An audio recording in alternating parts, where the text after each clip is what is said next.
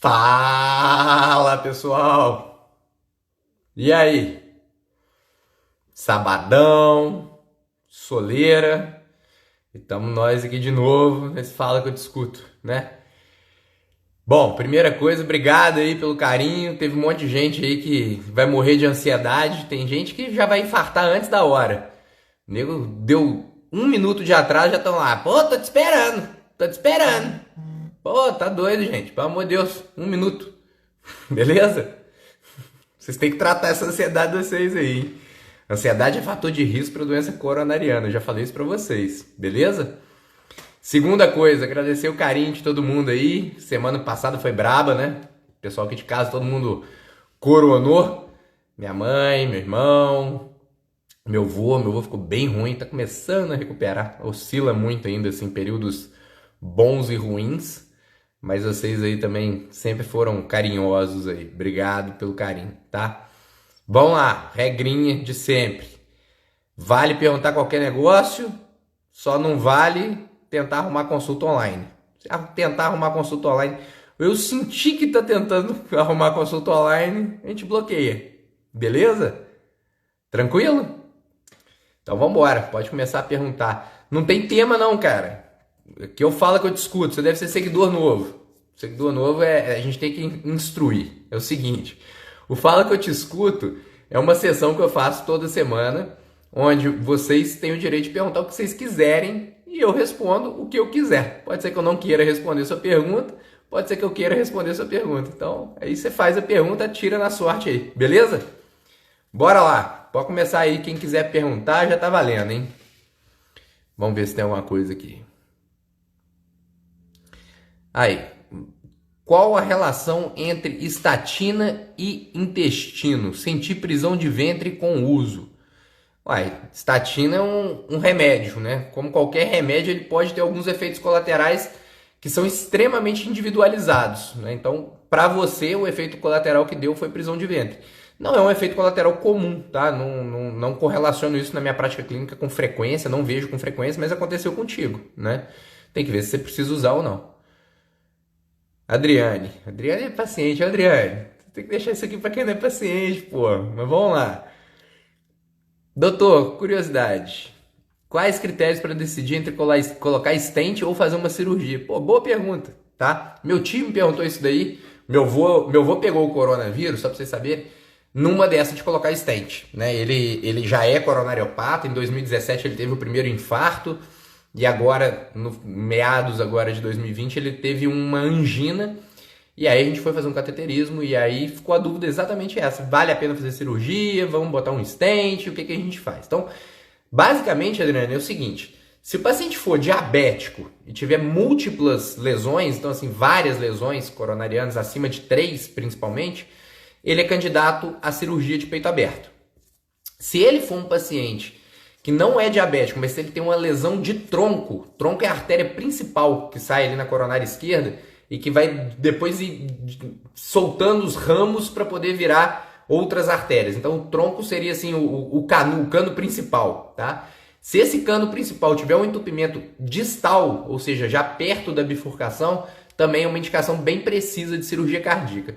O resto a gente tem que calcular o risco-benefício, dosar, individualizar, ver se o paciente tem uma maior indicação para stent ou para cirurgia, tem alguns scores que dá para a gente poder aplicar isso na prática clínica e é uma decisão onde o cardiologista clínico toma em conjunto com o hemodinamicista e com o cirurgião cardíaco. Então a gente chama isso de heart team, né, o time do coração.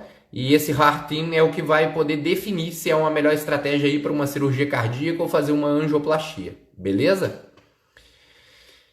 Há algum comprometimento cardíaco para portadores de Parkinson? Existe alguma suplementação? Olha só, o Parkinson diretamente não tem nenhuma correlação com doença cardíaca, tá? Mas indiretamente, o paciente que tem parkinsonismo, ele geralmente faz menos atividade física, ele tende a ter já uma polifarmácia, ele pode ter alguns efeitos colaterais, então pode sim, né, ter algum tipo de correlação nesse sentido. A idade avançada também, né, um dos principais fatores de risco para doença cardiovascular que existem é a idade. Então, quanto mais velho é o paciente, maior a probabilidade desse paciente ter uma doença coronariana, tá? Se tem alguma suplementação específica, não, tá? Existe suplementação para a gente poder melhorar a qualidade de vida desse paciente, inclusive o paciente que tem Parkinson, tentar melhorar a força, tentar melhorar disposição, tentar melhorar a lubrificação de articulação, tentar melhorar desempenho mental, tudo isso dá para a gente poder fazer através de suplementação, mas nada específico aí para doença cardíaca e Parkinson não, tá? Qual o melhor horário para suplementar colágeno? Depende se você precisa suplementar colágeno ou não. Vale lembrar que quando você ingere o colágeno ele é destruído em proteínas, né? Em pequenos pedacinhos de proteína, e depois o seu corpo vai absorver aquilo como qualquer proteína, tá? Então, assim, não sei se existe um benefício muito claro de suplementar o colágeno. Agora, se você estiver falando, por exemplo, de um colágeno tipo 2, né, que é um colágeno já mais específico para articulação e tudo, pode ser que ajude. Tem alguns relatos do UC2, por exemplo, ajudando bastante em questão de dor articular e tudo, tá? Doutor, meu filho de 15 anos fica com as extremidades arroxeadas, principalmente na hora do banho e às vezes quando fica em pé. Devo me preocupar em levar ao médico? Ele tem 1,80 e 53 quilos. Pô, teu filho tá magro, né? Assim, 1,80 com 53 quilos, ele é bem magro. Eu acho que sim, né? Se você tá na dúvida, se você tá querendo saber o que pode estar acontecendo, acho que vale a pena levar sim no médico. Talvez um reumatologista para poder dar uma olhada nessa queixa aí. Pode ser um médico interessante para poder ver isso daí, tá? Eu falo o seguinte, gente. Ficaram na dúvida se vale a pena levar no médico, se acha que vale a pena olhar. Se você já está na dúvida, provavelmente vale a pena, né? Então, vá lá e leva, tá? Clorela quebra o jejum? Não, tá? Clorela não quebra o jejum. Doutor Túlio, minha mãe fez cateterismo e não parou de fumar. Abençoa sua mãe, porque ela vai precisar de novo de outro cateterismo, ou de uma cirurgia cardíaca, ou se bobear, não consegue nem chegar a tempo e ela pode morrer em casa, né? Inclusive. Então, infelizmente é a verdade, né? Ela precisa de tratamento, ela precisa de apoio, ela precisa de procurar profissionais de saúde e ela precisa ter uma boa vontade de enxergar que ela precisa parar de fumar, né? O cigarro não combina de forma alguma com ninguém, né? Com nenhum tipo de paciente que queira ter saúde, longevidade, nem nada disso. Mas em especial nos pacientes que já infartaram, continuar fumando é uma insanidade mental, assim, não tem outro termo para dizer, né? É certeza de que vai ter outro problema futuramente em breve. Então, cuidado. É possível a reversão da aterosclerose somente com mudança do estilo de vida? Ô Carol, não tenho a menor dúvida que sim, tá? A questão de reversão depende do que você chama de reversão, tá? Se você acha que existe alguma coisa que vai limpar as artérias, então, por exemplo, você já tem placa de ateroma, tá com, sei lá, uma estenose de 50%, seja na carótida, na coronária, não sei o quê, e acha que alguma coisa, seja remédio, seja estilo de vida, seja suplemento, se você acha que alguma coisa vai limpar essas artérias, eu sinto te dizer, não existe nada que vai limpar essas artérias, tá? Uma vez comprometidas essas artérias, elas vão ficar comprometidas. O que a gente tem que fazer, na verdade, é tentar diminuir um pouco o conteúdo lipídico dessas placas. Dá para reduzir um pouco, mas não é limpar totalmente. E a gente tem que basicamente estabilizar a doença, tá? Então, assim, o objetivo do tratamento não é reverter. O objetivo do tratamento é não deixar progredir, tá?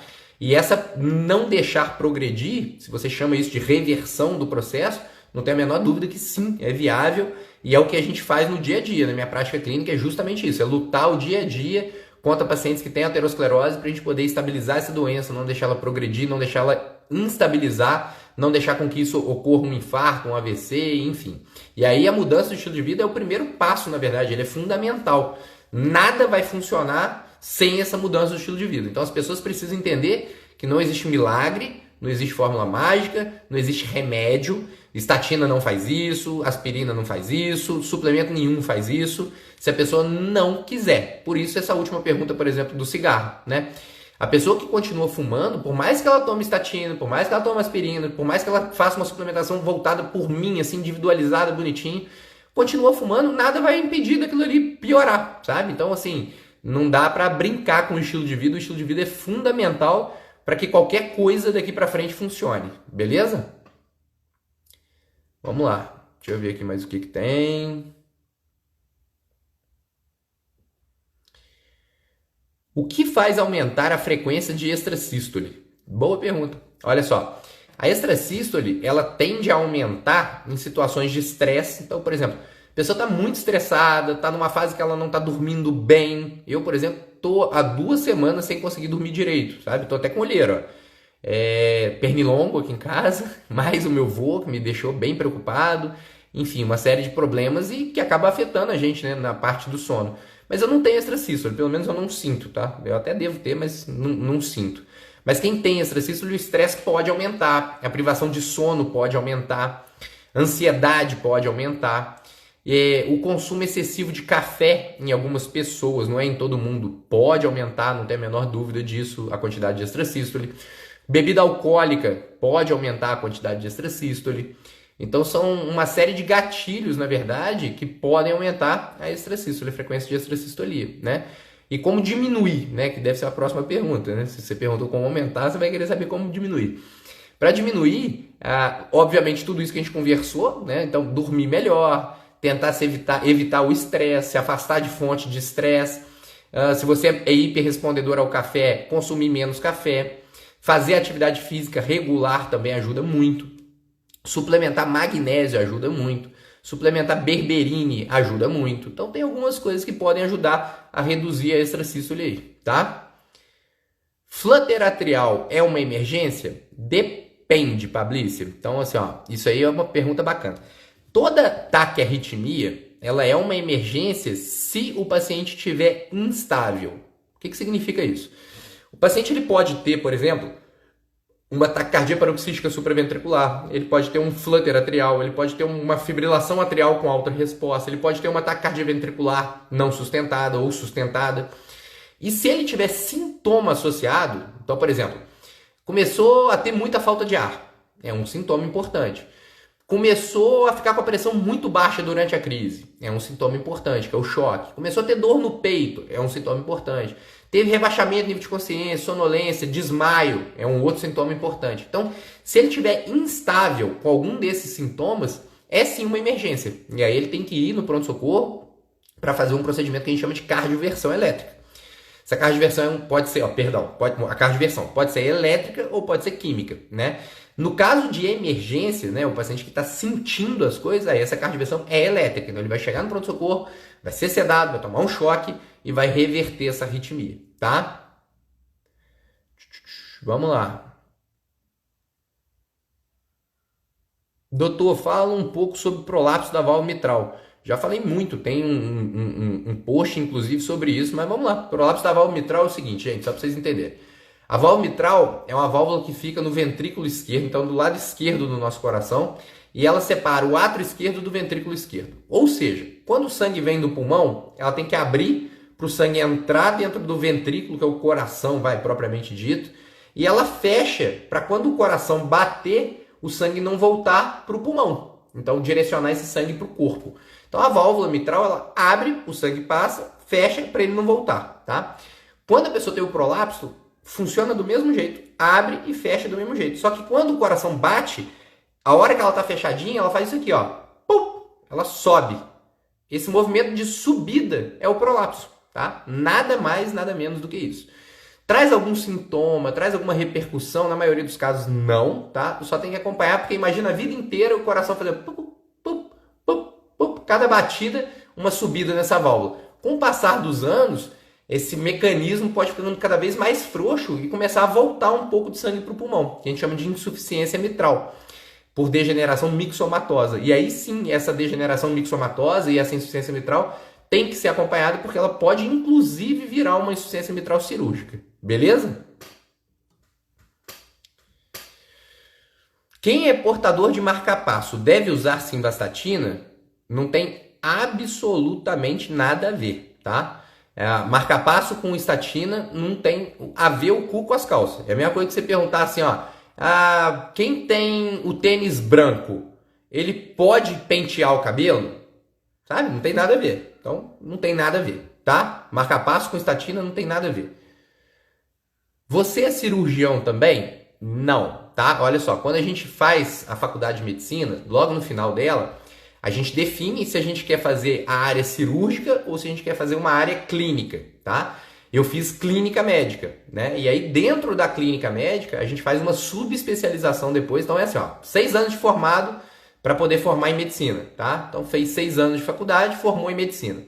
Depois desses 6 anos, mais 2 anos de residência em clínica médica, que você vai ver todas as clínicas, então vê reumatologia, gastroenterologia, dermatologia não vai, mas vê neurologia, vê reumatologia, vê, enfim, cardiologia, vê nefrologia. Então você vê todas as áreas clínicas, tá? Ou você faz cirurgia geral, e aí você vai ver todas as áreas cirúrgicas. Aí você vai ver urologia, você vai ver cirurgia do aparelho digestivo, enfim, cirurgia vascular, você vai estar dentro daquela outra área ali. Depois disso, aí você se subespecializa dentro da área que você escolheu. Então, como eu escolhi uma área clínica, depois eu fiz a residência de cardiologia. Aí são mais 2 anos. Então, são 6 anos, mais 2 anos, mais 2 anos, 10 anos. E aí depois, dentro da cardiologia, se você quiser se subespecializar em alguma área da cardiologia, você ainda vai para mais 1 ou 2 anos de subespecialização, tá? Dentro da cardiologia clínica, você pode fazer uma hemodinâmica, por exemplo, que são mais 3 anos. E aí dá um período total de 13 anos de formado. Eu tenho um monte de amigo que fez. Vamos lá. Queijo é ruim para o coração? Não. Né? Queijo é um alimento muito bom, diga-se de passagem, gostoso, saboroso, que aqui em Minas a gente adora, com cafezinho, né? E o queijo, quanto mais curado ele for, melhor digerível tá aquelas proteínas e principalmente as gorduras do queijo. Então, gente, apesar do queijo ter muita gordura, para a maioria das pessoas, eu não posso falar isso para todo mundo, mas para a maioria das pessoas são gorduras boas e gorduras que vão fazer bem para o coração e não que vão fazer mal para o coração.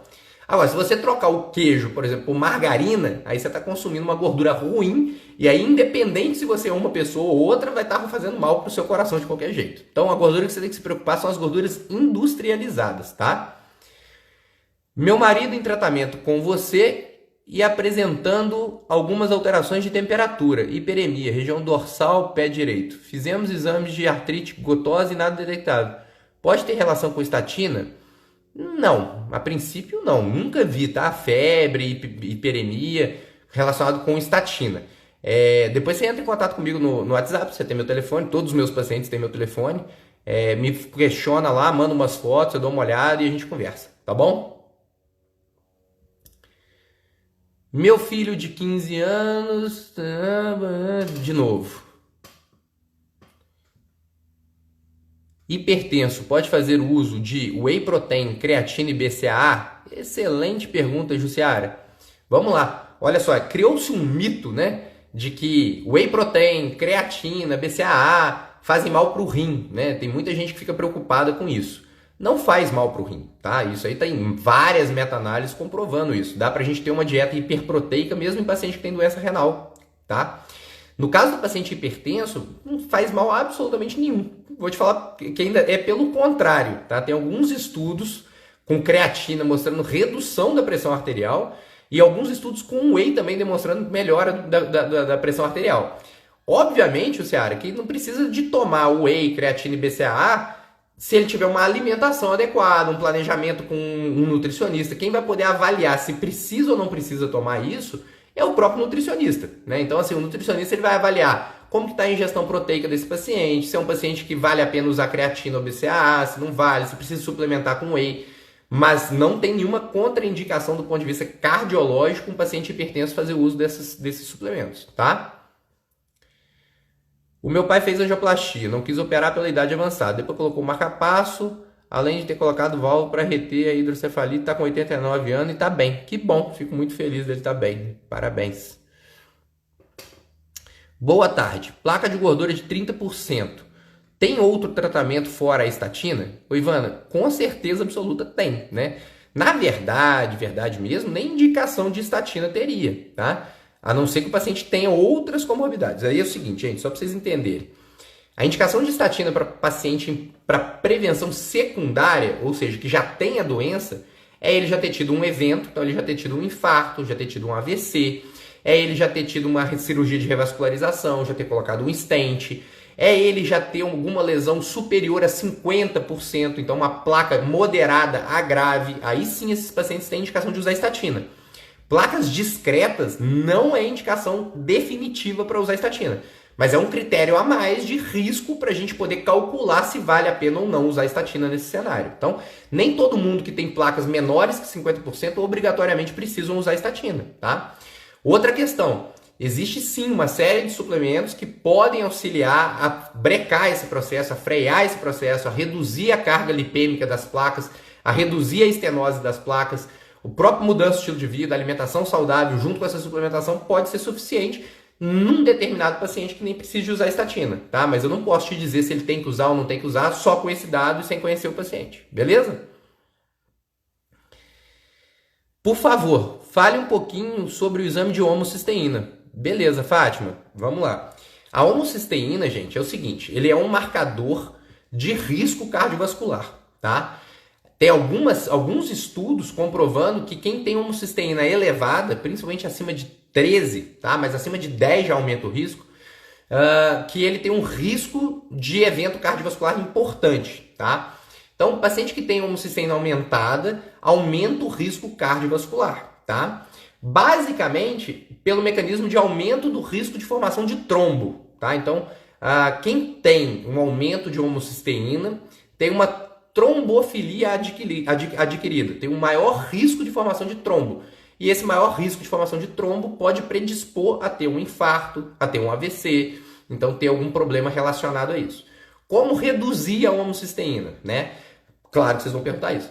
Primeira coisa, mudando o estilo de vida, se alimentar bem, fazer atividade física bonitinho e tudo, isso influencia diretamente nos níveis de homocisteína. E suplementar, se necessário, metilfolato, metilcobalamina, peridoxal 5-fosfato, ou seja, vitaminas do complexo B já na forma metilada para a gente poder reduzir um pouco a homocisteína, ajuda demais, beleza? Obrigado por responder minha pergunta sobre o Parkinson. Eu tenho Parkinson e tenho 47 anos. Ana, com certeza vale a pena, tá? Procurar algum profissional que saiba fazer uma suplementação adequada. Você é jovem, você tem um problema, né, que pode ser ajudado sim, não tem a menor dúvida disso. Então procura sim, tá? Não seria o meu caso, tá, gente? Assim, isso é uma coisa que eu tenho um monte de gente que às vezes me pergunta isso.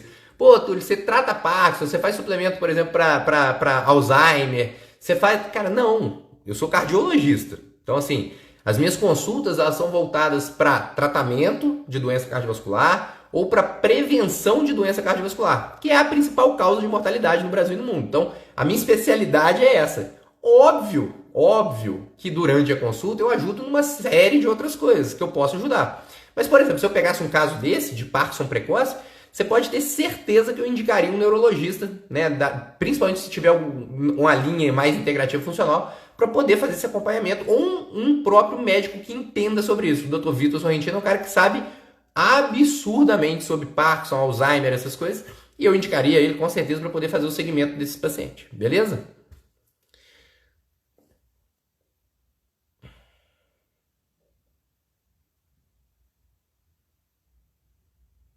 Vamos ver. Doutor, Red Bull faz mal para quem tem arritmia leve? Porra. O que você acha, cara? Red Bull te dá asas, né, cara? Não, faz mal pra caramba, pô. Olha só, Red Bull ele é riquíssimo em substâncias estimulantes, né? E aí essas substâncias estimulantes, elas podem funcionar assim como se fosse uma cafeína potencializada. Então, o paciente que tem arritmia e tomar Red Bull, ele tende a potencializar a arritmia, não tem a menor dúvida disso, tá? Então, o ideal é não tomar. Além disso, gente, Red Bull ele é feito com uma série de substâncias ruins, né? Nocivas, tem muito açúcar também. Então, assim, eu não aconselho ninguém a tomar Red Bull. Eu tenho um paciente que é viciado em Red Bull. Viciado. Era viciado. Infartou, parou de tomar, não tá mais tomando tanto Red Bull. Mas ele era viciado em Red Bull. E aí agora ele teve que passar até por um desmame do Red Bull. É uma coisa impressionante como que vicia. Então, cuidado, né? Não é uma aguinha pra você ficar tomando, não. Minha vitamina D tá em 70. Tomo 10 mil unidades. Tenho dúvida de quanto tomar agora para manter. Eu não sei, né, Isa Pinto. Não faço a menor ideia, né? Aí tem que conhecer o paciente, ver direitinho quanto que ele está tomando, há quanto tempo ele está tomando, se ele chegou nessa dose, se ele não chegou nessa dose, função hepática, função renal, estilo de vida, para a gente poder saber quanto que deveria manter ou não manter nesse perfil de paciente aí, tá? Quem tem a lipoproteína A alta, vitamina K um pouco alta, é magra, adoeceu e descobriu uma embolia, sem sintomas, segundo o médico, era antiga. É seguro parar de tomar o anticoagulante, já que tipo A não tem tratamento? Não tem nada a ver também, Amanda, o cu com as calças, tá? Você não teve a embolia porque a lipoproteína A está aumentada, tá? A lipoproteína A aumentada é só um marcador de risco cardiovascular, tá? Ela nunca vai definir e nem vai sugerir se você tem que ou não tem que tomar anticoagulante, se você tem que ou não tem que parar com a sua anticoagulação. Então, assim, pera aí, gente, só botar para carregar aqui. Tem nada a ver, tá? Sua pergunta não tem absolutamente nada a ver. Então, não se preocupe com a lipoproteína A para definição se você precisa tomar Marevan ou não precisa tomar Marevan, porque não tem nada a ver, tá? E o temal da carne e dos ovos? Isso aí é uma pergunta que todo mundo sempre faz, Bruna. Então, assim, ó, a teoria mais aceita, né, de que consumir carne faz mal e causa infarto é justamente por causa da produção do temal e por causa da absorção desse temal, né? O que acontece? Isso num contexto, Bruna, de pessoas que se alimentam mal, né, que tem uma flora bacteriana ruim, que tem um leaky gut, né, que tem uma permeabilidade intestinal aumentada, não tem a menor dúvida que a produção desse temal vai fazer mal, tá? Então, ela pode sim aumentar o risco cardiovascular desses pacientes. Agora, dentro de um contexto saudável, dentro de um contexto onde o paciente tem uma flora bacteriana boa, onde ele consuma bons prebióticos, onde ele tenha uma boa fonte de probióticos, essa degradação do temal ela é muito tranquilamente feita e não existe nenhum tipo de risco aumentado, principalmente por causa dessa produção do temal. Então, tanto é que a série de estudos que tentam correlacionar o consumo de carne e ovo com o aumento de doenças cardiovasculares são sempre negativos, né? Não são estudos que têm uma validade científica, não são estudos bem monitorados, não são estudos feitos com relevância. Tem uma única meta-análise que eu respeito, que mostrou um aumento do risco relativo de 3%, se eu não me engano, né, de pessoas que comem carne terem um aumento de infarto. Agora, 3% de risco relativo é absurdamente baixo, né? Porque olha só, se você pegar um paciente de baixo risco, esse paciente ele tem algo em torno de 1 a 2% de risco cardiovascular, tá? Se a gente pega 3% de 1%, dá 0,003%, né? Então é um aumento do risco absoluto ridículo, né? Fora os benefícios que você como nutricionista sabe que temos ao consumir carne e ovos, que são proteínas de fontes excelentes, né? E fora as gorduras boas, a colina do ovo, enfim. Então, eu sou contra esse radicalismo de não comer carne e ovo e ainda mais sobre a justificativa bizarra do temal, beleza? Se vocês não entenderam nada do que eu falei, é normal, tá, gente? É porque eu tô falando com a nutricionista, porra. Você é leigo, né? Não deve ter entendido muita coisa que eu falei. Quer entender mais sobre o assunto? Tem lá no meu curso saudenocoração.com.br. Lá a gente fala sobre saúde intestinal, a gente fala sobre temal, a gente dá uma aula sobre isso, eu e o Vitor lá. E, cara, o curso é muito maneiro, a gente fala sobre uma série de coisas ligadas à saúde cardiovascular. Doutor Túlio, que medidas podem ajudar na redução do score de cálcio coronário? Evaldo, passar numa consulta comigo. Tô brincando, cara. Olha só, o score de cálcio coronário, ele aumenta, né, em decorrência do aumento do risco cardiovascular. Então, existem sim alguns suplementos já com comprovação científica para redução do score de cálcio coronário, tá? Vou citar alguns deles para vocês. Centelha asiática com picnogenol é uma associação que reduz. Extrato de alho envelhecido é outra associação que reduz. Acredita-se, aí não tem comprovação, que resveratrol consiga reduzir. Astaxantina em altas doses também. Ômega 3 em altas doses está comprovado que reduz. E basicamente isso, tá? Beleza? Lembrando que não aconselho ninguém a fazer suplementação por conta própria, porque não sabe as doses, não vai saber individualizar, não vai saber quando tomar. Mentira, faltou uma coisa importantíssima nesse quesito. Vitamina K2, né?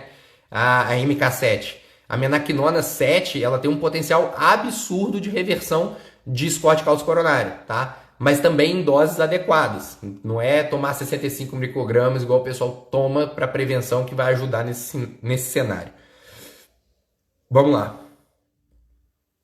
Tô no final da gestação, com 38 semanas e 5 dias, com taquicardia sinusal. Tô com medo da hora do parto. Qual cuidado? Roberta, primeira coisa, super normal você ter um ataque cardíaco sinusal no final da gestação, tá? Por quê? O bebê, né, e a barrigona ali comprime o retorno venoso, que a gente chama. Então a sua veia da barriga, que volta o sangue todo pro coração, tá comprimida. Além disso, você tá com uma restrição respiratória, seu diafragma não consegue abaixar muito para você respirar muito bem. Então é super... E além disso, o feto demanda maior débito cardíaco. Então tudo isso em conjunto é super normal fazer o seu coração bater mais rápido, tá? Então nada para ficar desesperado por conta disso daí não, beleza? Agora, com relação ao que fazer, ter uma boa equipe de parto, né? Uma boa equipe que vai te dar essa tranquilidade, que vai conversar contigo, que vai te explicar sobre isso. Então é fundamental. Quando a gente vê, por exemplo, o Domingos e a Érica Mantelli, que são dois médicos que eu admiro assim, absurdamente, inclusive trabalho na clínica deles, né? Não é porque trabalho na clínica deles que estou puxando o saco, não, mas é porque os caras são bons mesmo. Você vê direitinho como que um trabalho humanizado, como que um parto humanizado, como que uma equipe concisa, consciente, coesa e com um propósito bacana consegue melhorar a qualidade do parto e a tranquilidade que passam para a mulher, né? Placa de ateroma é o coágulo formado nas coronárias? Não, tem nada a ver, tá? Nada a ver. Ô Graça, coágulo é coágulo, placa é placa, tá? Quando a placa rompe, ela causa um coágulo. Então, assim, primeira coisa, tem um mito, que isso aí eu já ouvi um monte de paciente falando comigo, que a placa vai migrar, que a placa vai sair, que a placa vai soltar. Gente, a placa não solta, a placa não migra, a placa não sai do lugar, a placa fica ali, tá? O que pode acontecer com essa placa é, por exemplo, a pessoa tem a placa e continua fumando, continua agredindo aquele endotélio vascular, continua agredindo aquela placa e aquela placa, bum, ela rompe. Quando ela rompe, toda aquela gordura que está dentro dela é exposta para dentro do nosso vaso. Quando é exposta essa gordura para dentro do nosso vaso, o coágulo se forma. Então vem um monte de plaqueta ali, forma uma rede de fibrina, forma um coágulo, e esse coágulo entope de vez aquela artéria, e aí o paciente tem um AVC ou tem um infarto. Beleza? Deu para entender? Excesso de café é prejudicial à saúde do coração? Excesso de água é prejudicial à saúde do nosso coração. Gente, excesso de qualquer coisa é prejudicial para qualquer coisa, né? A gente não pode viver de excessos, né? Agora, o café, gente, ele é benéfico para o nosso coração. A gente não pode criticar, a gente não pode estigmatizar o café. O café ele tem algumas substâncias ali, alguns polifenóis que são muito bons. Fora que eu sou fã de café, né? Eu adoro, já fiz curso de barista e tudo. Amo o café. O café é muito gostoso, quando muito bem feito. Não essas porcarias desse café que vocês tomam aí moído com, sei lá, tem um monte de porcaria que nem falar. Mas quando você compra um café de qualidade e faz ele da maneira adequada, é uma delícia. Agora, o excesso pode prejudicar? Pode, né? O excesso ele pode prejudicar porque o excesso de cafeína pode prejudicar, o excesso das substâncias pode prejudicar, o paciente pode ser hipersensível, metabolizar mal o café e isso pode prejudicar. Então tem que tomar cuidado com os excessos, né? Agora, isso tudo é individualizado. O que é excesso para um pode ser tranquilo para o outro, tá? Então assim, o excesso para mim pode ser, por exemplo, 3 xícaras. O excesso para uma outra pessoa pode ser 8 xícaras, né? Então, até isso, a quantidade que tem que ser vista para poder saber se pode prejudicar ou não, tá? Doutor, disfunção diastólica reverte com perda de peso? Pode falar um pouco sobre o que é disfunção diastólica? Posso, Jaque? Seguinte, ó, primeira coisa, gente. Quando vocês fizerem um ecocardiograma e vier lá escrito que é uma disfunção diastólica grau 1, tá? É super normal. Então, assim, é fisiológico. O paciente pode ter isso, não ter doença nenhuma. É super normal existir isso e não ter nenhum tipo de repercussão, tá? A partir do grau 2, e aí o 2, o 3 e o 4, que são o grau máximo que tem, sim, preocupam muito e aí a gente tem que ficar de olho, tá? A disfunção diastólica é um mecanismo onde o coração ele começa a ter uma dificuldade para receber e vamos colocar assim, suportar aquela sobrecarga de sangue dentro da câmara, tá? A gente chama de complacência ventricular. Então, quando o sangue entra dentro do coração, o coração tem que fazer isso aqui, ó. Ele alarga um pouquinho, ele recebe aquele sangue. Quando a pessoa tem uma disfunção diastólica, ele não consegue fazer esse movimento. Então, é como se o coração tivesse rígido, mais duro. E aí tem uma dificuldade do sangue entrar dentro do coração. Basicamente é isso a disfunção diastólica, tá? Extracístole pode levar a desmaio? Não, Júlia, de maneira alguma, tá? Sem chance, tá? O que pode acontecer é o paciente ter extracístole, deflagrar alguma arritmia que leve a um desmaio. E aí, se a arritmia está levando a desmaio, tem que ser investigado, muito bem investigado, porque pode ser uma arritmia maligna, e aí tem que ser bem investigado isso daí, tá? Já falei, taquicardia sinusal na gestação. Arritmia diferente de extracístole? É totalmente diferente, né? A extracístole é um batimento precoce do coração. Então o coração tá lá, ó, tum, tum, tum, tum. Aí ele faz isso aqui, ó, tum, tum. Para um pouquinho e volta. Tum, tum, tum, tum, tum. Tum, tum, tum, tum. Tum. Isso é extracístole, tá? A arritmia é ou tuturum, tum, tum, tum, tututum, tum, tum, tum, tum, tum, tum, tum. Então, tem vários tipos de arritmia, né? Então, a arritmia basicamente seria ou a perda do ritmo ou uma aceleração frequente desse ritmo, e a extracístole é um batimento precoce do coração, tá? Doutor, pode falar um pouco sobre o trial com o uso de colchicina? André, cara, é bem específico o tema, mas eu falo, vai, vamos lá, o pessoal vai achar chato. A colchicina, gente, é um anti-inflamatório, né? E alguns estudos recentes agora, eles estão demonstrando que o uso da colchicina num evento secundário, ou seja, o paciente já infartou, e usar a colchicina pode diminuir o risco dele ter um novo infarto ou ter um novo problema cardiovascular, tá? E aí a colchicina entrou como uma nova medicação para poder ser utilizada.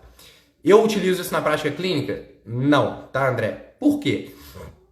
Eu acho que o paciente já sai, depois de um evento cardiovascular, com uma polifarmácia. Ele já sai tomando muito remédio.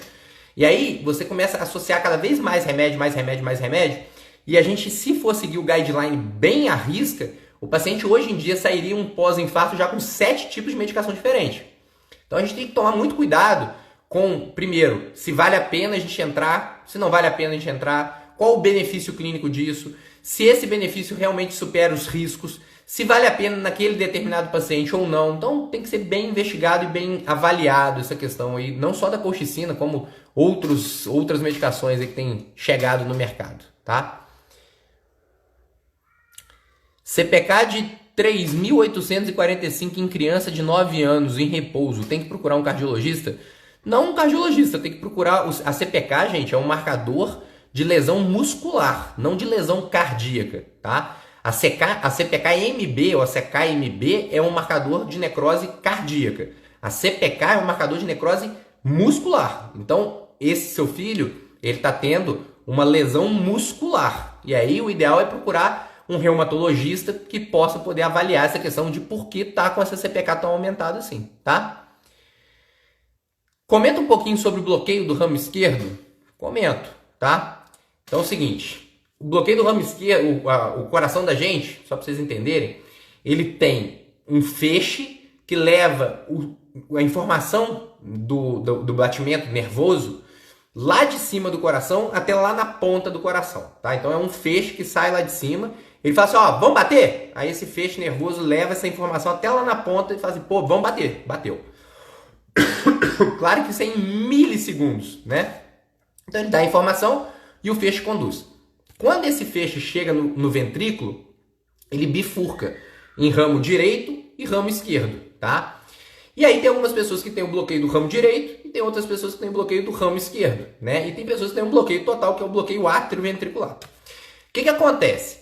Esse bloqueio do ramo esquerdo ou o bloqueio do ramo direito faz com que a informação chegue também do outro lado, mas de uma maneira um pouco mais atrasada, porque quando ele chega lá na ponta, ele é conduzido por fibra a fibra até chegar do outro lado e fazer o outro lado bater, Isso não causa, gente, nenhum tipo de dissincronia, porque é em milissegundos, é muito rápido. Então o coração continua batendo normal, não traz nenhum tipo de problema, nem nada disso. A questão do bloqueio do ramo esquerdo é que ele pode ser patológico ou ele pode ser patológico adquirido, né? Ou ele pode ser já congênito, nasceu com ele. Então você tem que ser avaliada, tá?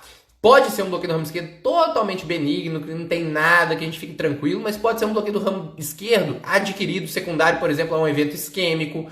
Pode ser um bloqueio do ramo esquerdo, por exemplo, secundário a uma doença de Chagas. Então tem que ser avaliado para poder saber se esse bloqueio do ramo esquerdo ele é um bloqueio do ramo esquerdo que você nasceu com ele ou se é alguma coisa que você adquiriu secundária a alguma doença. Beleza? Bora! Doutor Túlio, o ácido úrico elevado é fator de risco para doença cardiovascular? Muito, não tem a menor dúvida, eu falo. Ácido úrico, principalmente acima de 6, já se correlaciona com doença cardiovascular, mas quando ele está acima de 8, o risco é aumentado, tá? O halopurinol, ele tem um papel muito bom para redução de ácido úrico. O halopurinol é uma medicação segura, que a gente consegue usar numa boa, tranquilo. Tem algumas pessoas que usam, inclusive, como um fitoterápico, um fitonutriente, até como uma suplementação. Não tem nenhum tipo de efeito colateral maior, nem nada disso. Porém, a gente tem que saber que a base desse ácido úrico aumentado, na maioria dos casos, tá? Não estou falando que são em todos os casos, porque tem alguns casos que é uma produção exagerada mesmo, genética, tá? Mas na maioria absoluta dos casos de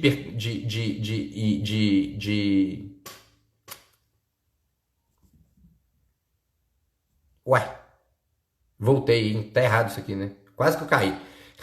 Na maioria absoluta dos casos de hipercalcemia, de ácido úrico aumentado, ela é secundária a o que a gente chama de síndrome metabólica. Então, aquele indivíduo que se alimenta mal, que come muito carboidrato, que está acima do peso, que tem um excesso de peso, que se alimenta o tempo todo de carboidrato, principalmente simples, refinado, esse indivíduo tende a ter altos níveis de ácido úrico, tá? Beleza? Então, como reverter?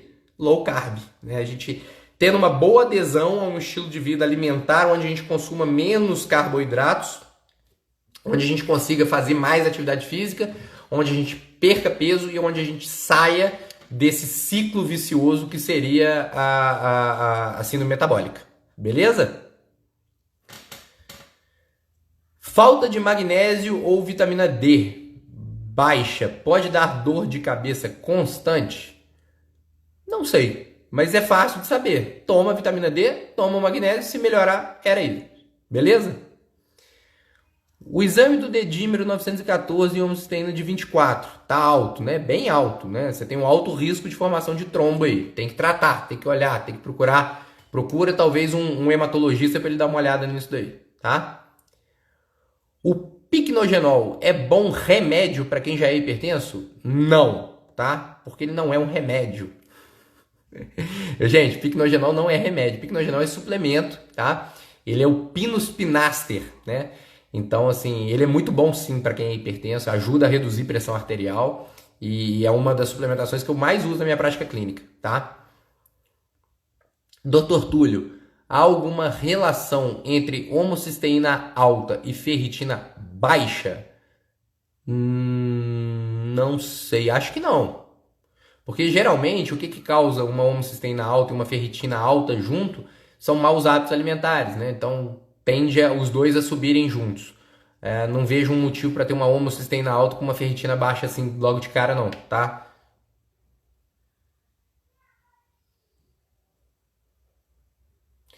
Teste ergométrico ou cardiopulmonar, se você pedir, qual a sua preferência? Depende. Assim, minha preferência com certeza é o cardiopulmonar, tá, o Anderson? O que acontece, cara? O cardiopulmonar, ele é um ergométrico, né, igualzinho, só que ele traz as informações de trocas gasosas, né? E eu sou especialista nessa área. Então, assim, eu sei muito bem avaliar se o teste foi bem feito, se não foi bem feito, os parâmetros da ergospirometria.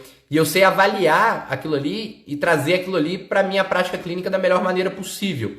Agora, tem muita gente que pede um ergospirométrico sem nem saber avaliar. Aí eu acho que é jogar dinheiro fora, é bobeira, tá? E outra coisa, o ergospirométrico é um exame que às vezes o convênio é chato para liberar, para autorizar, Principalmente no SUS ele não faz, né? Então aí teria que ser só o ergométrico mesmo e tudo. Agora, tem que ver o porquê que você está falando de ergométrico ou cardiopulmonar também, né? Por exemplo, o cara é um atleta, cardiopulmonar. Eu quero só estratificar risco cardiovascular. Talvez só o ergométrico. Mas aí eu prefiro um Scott Kauss, por exemplo. Então, assim, tem várias coisas aí para serem avaliadas nessa sua pergunta. Beleza? Eu tenho chagas no esôfago. Ela pode chegar ao coração? Tem uma leve arritmia. Mas, Cida, com certeza, né? Assim, não é que pode chegar ao coração, né? Deixa eu te explicar isso direitinho para você entender.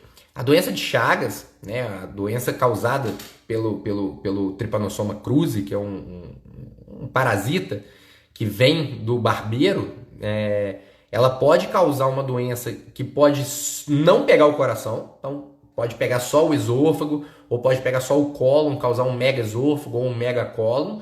Ou ela pode pegar o esôfago e o coração, ou ela pode pegar só o coração. Então tem que ser muito bem avaliado. Eu acho que você já deve ter sido, né? Todo mundo que tem um mega esôfago ou tem um mega cólon, ele passa por uma avaliação cardiovascular. Se não passou, passe o quanto antes, né? Porque essa questão de arritmia também é uma coisa que pode sim estar totalmente relacionado com a doença de Chagas nesse sentido aí, tá?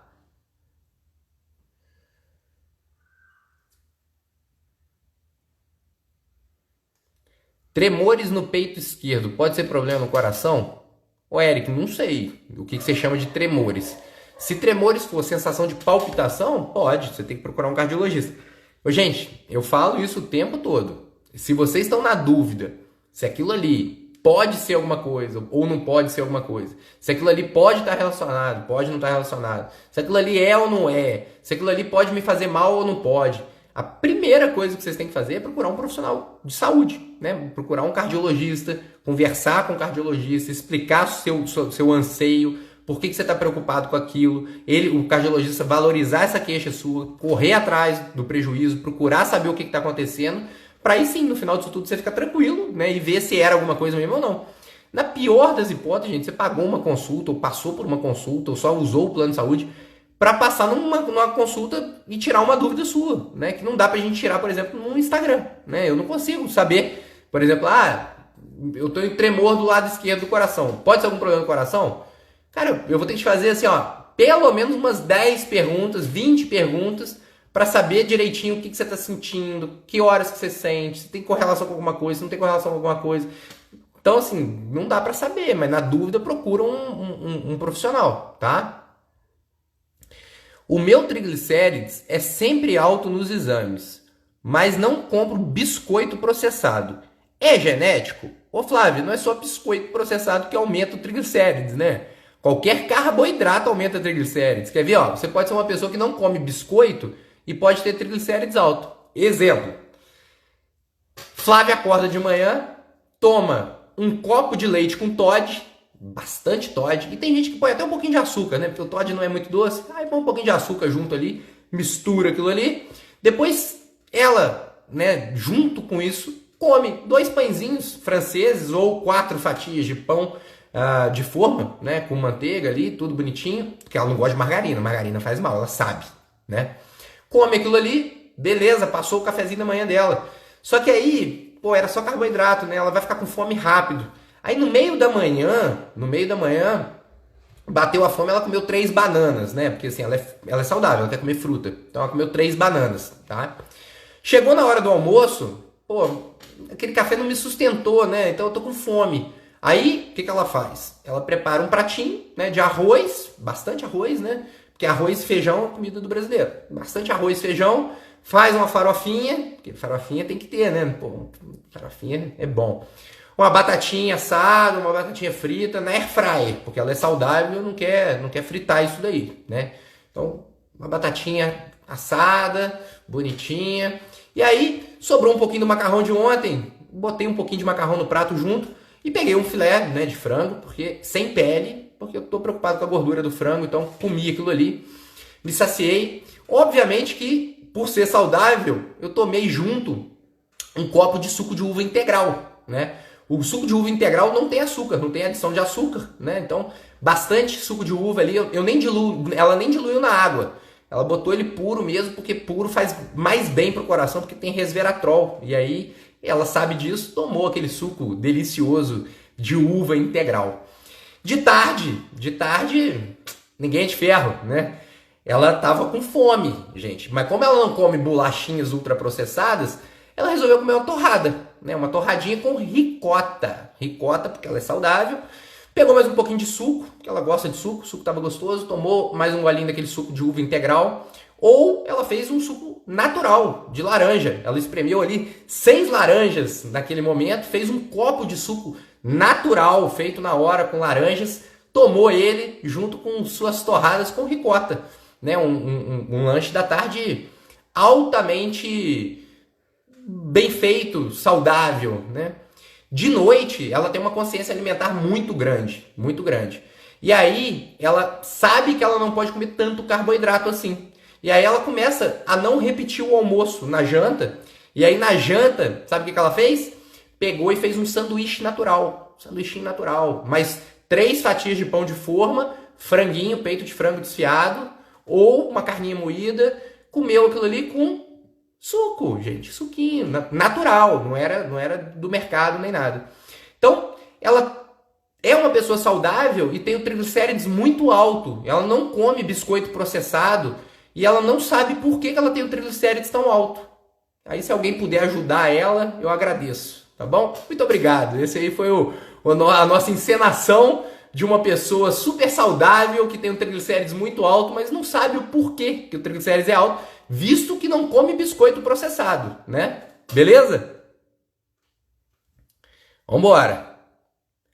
Ômega 3 tem alguma contraindicação? Olha, sinceramente, a única contraindicação que eu vejo na prática clínica é alguns pacientes, é raro, tá, gente? É raro. Alguns pacientes que têm intolerância ao ômega 3. Tem gente que toma o ômega 3 e sente um empazinamento, sente um mal-estar, sabe aquela coisa que não cai bem? Assim, é uma pena, porque é um baita de um bom suplemento. E eu acho que vale a pena até insistir nesses casos, mas tem casos que realmente, gente, não adianta. Então, beleza? Talvez seja uma contraindicação aí. Você fala muito sobre o melhor para cozinhar é o azeite. E o óleo de coco, você aconselha? Olha que pergunta bacana, né? É uma pergunta boa. Olha só, isso é uma pergunta... Deixa eu ver se vai ser a última pergunta aqui. Vai ser a última pergunta. Por que eu falo do azeite e eu não falo do óleo de coco, tá? De maneira geral, gente, quando eu falo aqui no Instagram, eu falo para muita gente. Hoje eu tô com 44, 45 mil seguidores. Isso é muita gente. Dentro desses 44, 45 mil seguidores, pode ter pessoas totalmente diferentes uma da outra. Então, por exemplo, se você for uma pessoa saudável, fazendo uma low carb bonitinha, que cuida da sua alimentação, faz atividade física regular e metaboliza bem a gordura saturada de cadeia longa, o óleo de coco é uma ótima opção. Tá? Não tem como falar mal do óleo de coco para você.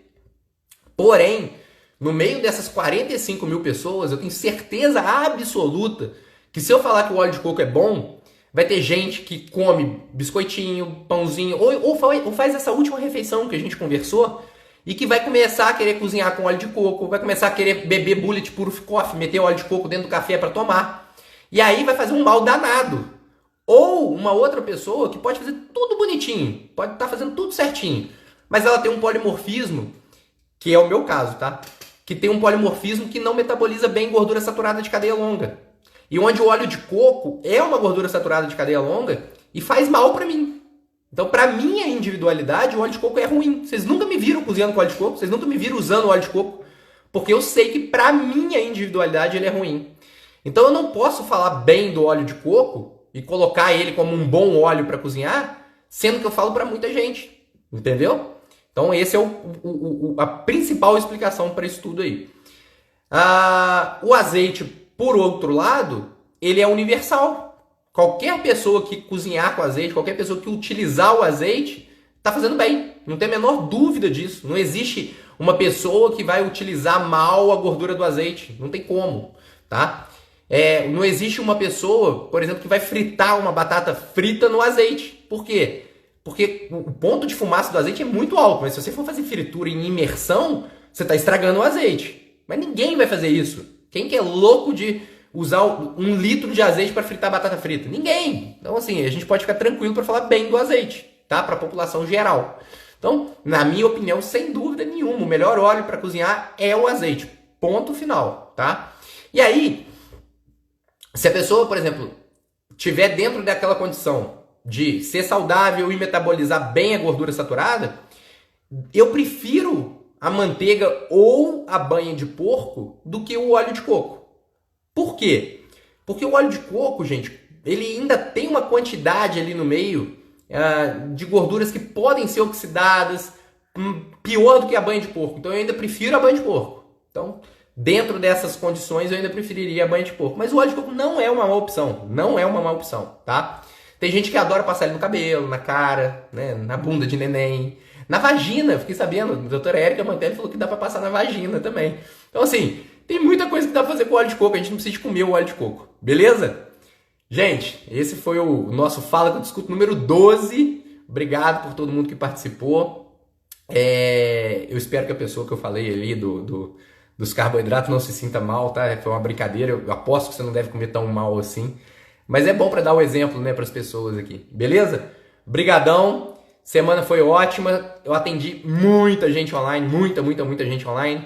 Essa semana que vem já tá com a agenda lotada online de novo. E na outra semana eu tô de férias. Eu vou viajar, vou pra Bahia, vou pra Arraial da Ajuda. Eu tenho um resortzinho lá que eu adoro, que é o Arraial da Ajuda Eco Resort.